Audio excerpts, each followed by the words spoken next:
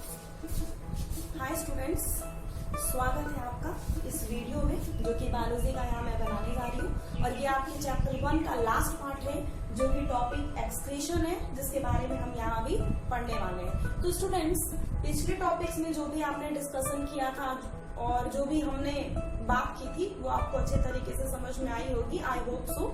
और यहाँ पे अब बात करेंगे एक्सक्रीशन, ठीक है, जो कि लास्ट पार्ट है स्टैंडर्ड 10th का ऑफ चैप्टर 1।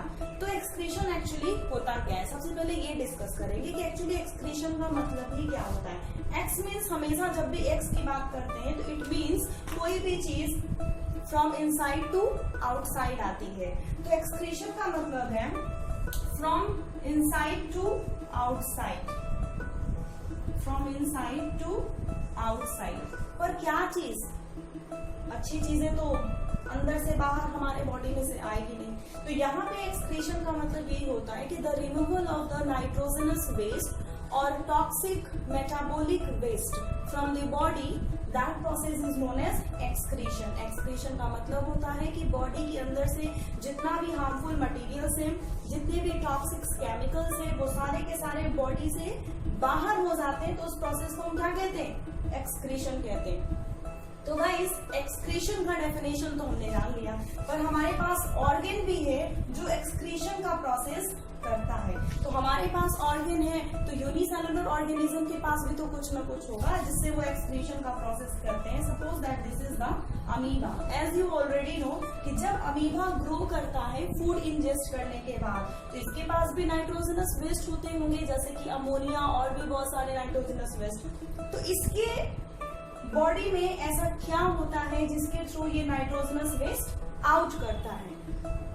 तो स्टूडेंट्स, यहाँ पे एक्चुअली इनके पास एक कॉन्ट्रैक्टाइल वैक्यूल होता है, कॉन्ट्रैक्टाइल वैक्यूल, कॉन्ट्रैक्टाइल वैक्यूल। इस कॉन्ट्रैक्टाइल वैक्यूल में सारे नाइट्रोजनस वेस्ट फिलअप हो जाते हैं, ठीक है। जब अमीबा ग्रो करता है, रिपेयर करता है, तो उस टाइम में इसके बॉडी के जितने भी नाइट्रोजनस वेस्ट है वो सारे के सारे इस कॉन्ट्रैक्टाइल वैक्यूल में नाइट्रोजनस वेस्ट फिलअप हो जाते हैं। और ये कॉन्ट्रैक्टाइल वैक्यूल बड़ा हो जाता है और बड़ा होकर कहाँ पहुंचता है, इस सेल मेम्ब्रेन के पास ये पहुंच जाता है।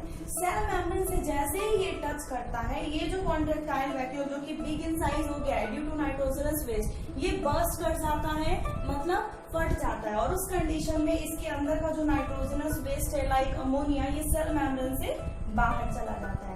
तो अमीबा, पैरामीशियम, कुछ यूनिसेलुलर ऑर्गेनिज्म में एक्सक्रीशन का प्रोसेस इसके थ्रू होता है।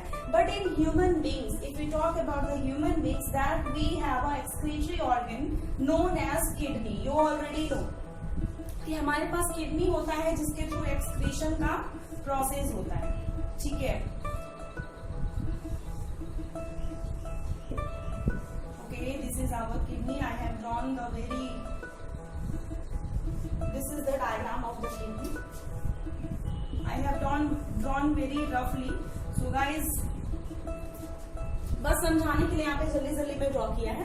तो यहाँ पे आप किडनी देख रहे हैं, जो लेफ्ट किडनी होती है वो थोड़ी अपर साइड में होती है और जो राइट किडनी होती है वो थोड़ी लेफ्ट किडनी से लोअर होती है। मतलब जो हाइट होती है लेफ्ट किडनी की थोड़ी अप से डाउन होती है और जो राइट किडनी होती है वो थोड़ी नीचे की तरफ होती है, क्योंकि इसके ऊपर लीवर जो होता है हमारा वो एकोमोडेट करता है। लीवर को अच्छे तरीके से बॉडी में एकोमोडेट करने की वजह से ही कि जो राइट किडनी होती है वो थोड़ा नीचे होती है और लेफ्ट किडनी थोड़ी ऊपर होती है। तो हमारे पास जो किडनी होता है जिसमें one pair of we have a kidney, renal vein, renal artery, ये होता है यूरेटर, ये होता है ब्लैडर और ये होता है urethra.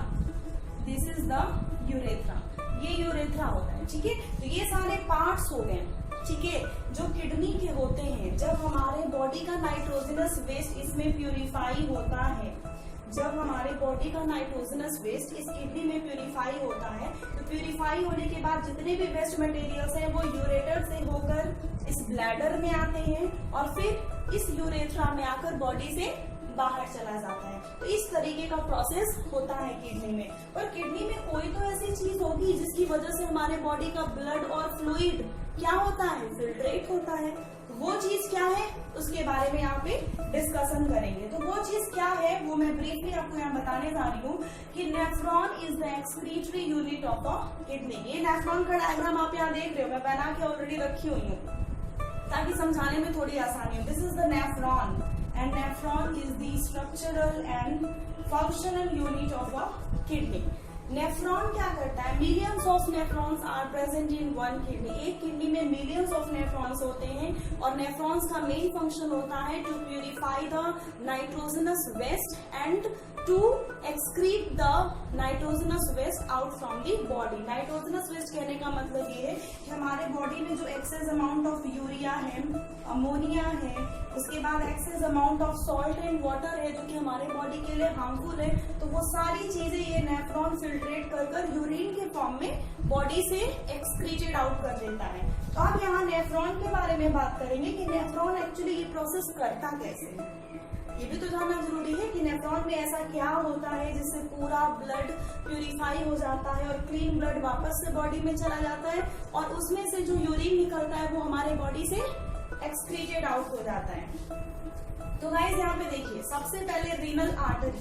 This is the renal artery which carries the blood, you can also say the blood which have a nitrogenous waste या फिर डर्टी ब्लड भी कह सकते हैं। ये रीनल आर्टरी जब डर्टी ब्लड लाता है तो ग्लोमेरुलस के अंदर लाता है और ग्लोमेरुलस के ऊपर एक कवर दिया हुआ है जिसको बोमेन्स कैप्सूल बोला जाता है। You can look here, this is the Bowman's capsule. Okay, this is the Bowman's capsule, this is the glomerulus. इन दोनों को जब हम ज्वाइन कर देंगे, दोनों को अगर साथ में बोलना हो तो क्या बोलेंगे? Malpighian tubule, Malpighian tubule.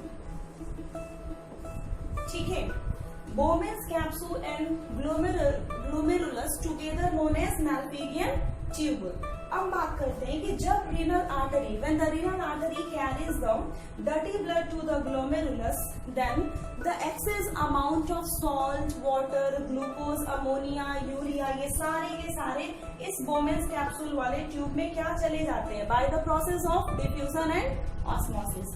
अब एक बात करते हैं कि यहाँ पे पूरा फिल्ट्रेशन नहीं होता है, यहाँ पे सिर्फ 50% या कह सकते हैं 40% फिल्ट्रेशन होता होगा। ठीक है, अब यहाँ से फिल्ट्रेशन के बाद जो हार्मफुल वेस्ट मटेरियल है वो इस ट्यूब में जा रहे हैं। ये जो ट्यूब आप देख रहे हैं ना, जिसको प्रॉक्सिमल कॉन्वोल्यूटेड ट्यूबुल बोला जाता है। ये जो वेस्ट मटेरियल्स हैं ब्लड के साथ वो पीसीटी में जाते हैं जिसको प्रॉक्सिमल कॉन्वोल्यूटेड ट्यूबुल बोला जाता है। और जो क्लीन ब्लड जो कि ग्लोमेरुलस में है वो क्या यहाँ से, ये आप देख रहे हो मैंने बना रखा है यहाँ पे, इसके थ्रू कनेक्टेड हो जाता है। ये कैपिलरीज है, यहाँ से इनको कैपिलरीज बोलेंगे और ये ट्यूब बोलेंगे जो कैपिलरीज से अटैच है। तो जो क्लीन ब्लड होता है वो यहाँ से इस ट्यूब में आ गया। ये जो कैपिलरीज वाली ट्यूब है वो पीसीटी को कॉइल्ड कर रखी है। आप देख रहे होंगे कि पीसीटी को चारों तरफ से ये कॉइल कर रखी है। यहाँ पे क्या हो सकता है? तो गाइस डोंट बी कंफ्यूज, यहाँ पे होता क्या है एक्चुअली कि जो डर्टी ब्लड इस ट्यूब में है और जो क्लीन ब्लड इस ट्यूब में है, तो वहां पे एक प्रोसेस होता है जिसको सेलेक्टिव रीएब्जॉर्प्शन कहते हैं। Selective reabsorption. सेलेक्टिव रीएब्जॉर्प्शन का मतलब होता है कि सेलेक्टेड मटेरियल्स वापस से एब्जॉर्ब होते हैं। इसका मतलब ये है कि ये जो क्लीन ब्लड है इसके अंदर से यहाँ पे जब फिल्ट्रेशन हुआ रहता है तो इसके अंदर से इस ट्यूब में ऐसी चीजें चली गई होती हैं जो हमारे बॉडी के लिए बहुत ही जरूरी है, जैसे कि ग्लूकोज हो गया, कुछ अमाइनो एसिड्स हो गए, कुछ लार्ज प्रोटीन्स हो गए जो कि बॉडी के लिए जरूरी होता है। तो वो सारी चीजें वापस से इस पीसीटी से इस कैपिलरीज में आती है और कैपिलरीज से जो हार्मफुल वेस्ट मटेरियल जो थोड़ा बहुत बचा होता है वो फिर से इस पीसीटी में चला जाता है और इसी प्रोसेस को सेलेक्टिव रीएब्जॉर्प्शन कहते हैं। सेलेक्टिव कहने का मतलब होता है कि सेलेक्टेड मटेरियल्स ही वापस से एब्जॉर्ब होते हैं, ठीक है, इस कैपिलरीज में और कैपिलरीज से पीसीटी में।